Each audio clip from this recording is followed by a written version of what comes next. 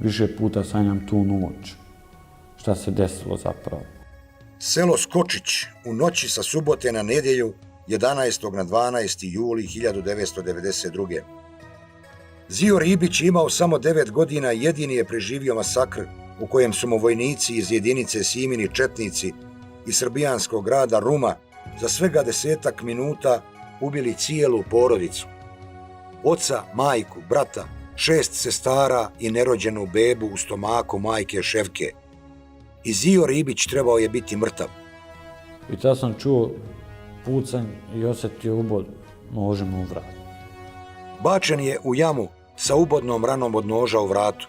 Probudio se brzo i uspio otpuzati na drugi kraj jame. Tu noć još.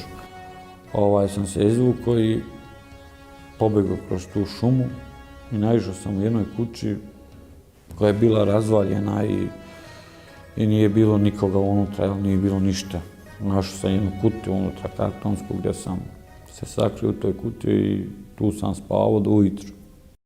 Simini četnici pod komandom Sime Bogdanovića ubili su te kobne julske noći u zaseoku Hamzići 22 Roma iz mjesta Skočić kod Zvornika.